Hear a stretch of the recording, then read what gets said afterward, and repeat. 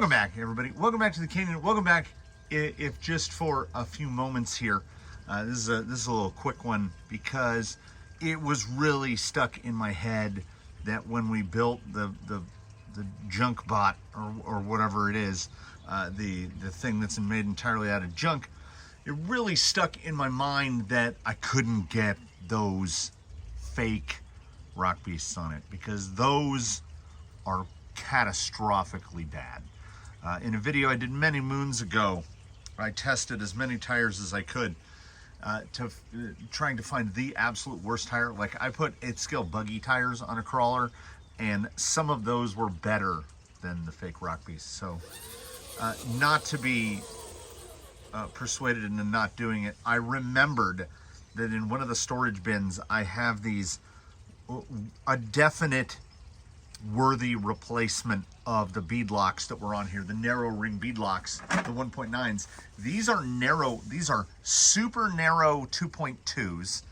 They only have a 19 millimeter internal ring.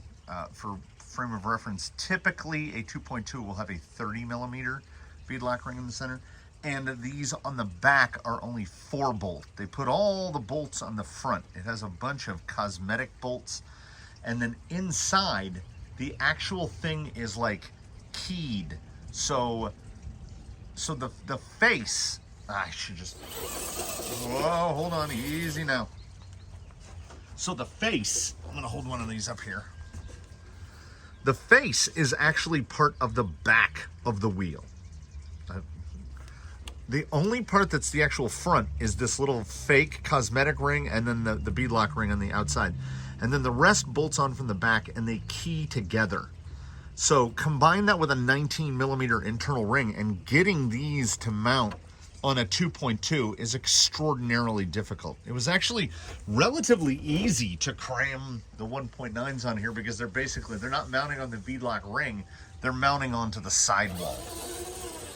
So I had, my brain had forgotten this is normal speed, so we didn't change any gearing or anything like that. Now what I'm hoping is that we'll get the usual. If it was easier to set trim on this, I'll listen to that. Just listen to the nightmare symphony of lug noise. These are the worst tires.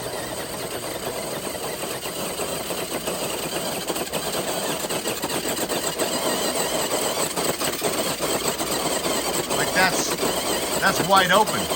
I just have it pinned. And what you hope is that like maybe a tire will catch and something will happen. I don't think there's another tire out there. I can't think of one where you can just wide open pin it. Like there's no side bite, so it won't go to one side or the other. It will just sit right there. And then we have no drag brake whatsoever.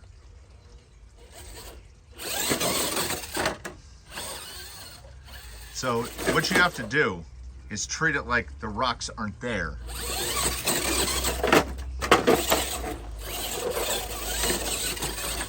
So you thought somebody in the comments said you gotta drive it like a Hot Wheels. Yeah, that's kind of, you put 2 fingers on the roof and just whip it down the track as hard as you can. That's pretty much what this thing was then. And now,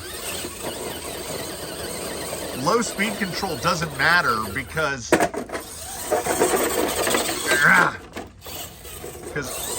all we have is speed. I mean, yeah, honestly, if you were to go up a couple teeth on the pinion, because now the mix racing could actually get a little bit of bite.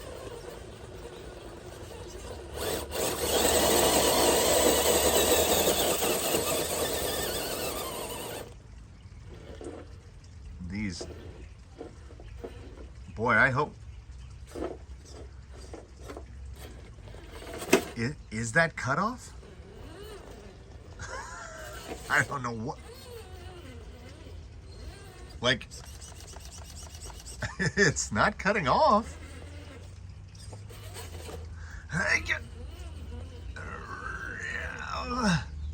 Now, we may have to test that on another battery to see if it's still alive or if something...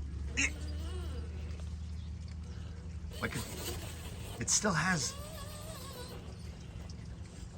Is that what cutoff looks like on a 480X? Hey! I mean, a part of me wants to keep this thing in as good of shape as we can so that we can force other people to drive it. Another part of me wants to put a 4S battery in it just to see how long it'll last. Or would the 480 be smart enough? Like if you hook a 4S up to an XL5, it just won't even power on. Like nothing happens.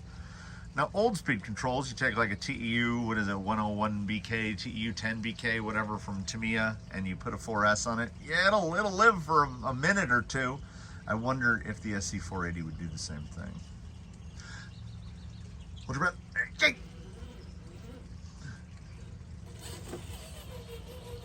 But it will still go.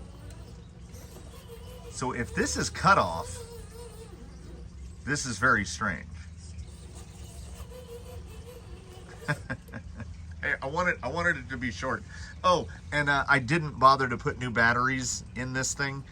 It is still dropping precipitously. We're down to 4.6 volts. What an awful radio. What an awful radio. It also occurs to me now that like this section is overly long. It's big, more than big enough for my hand.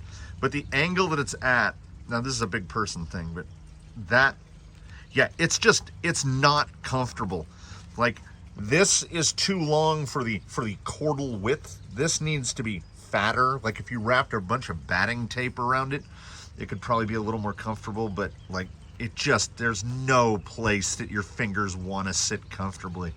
It's an ergonomic nightmare, and it is the perfect radio for this scenario. So as this thing,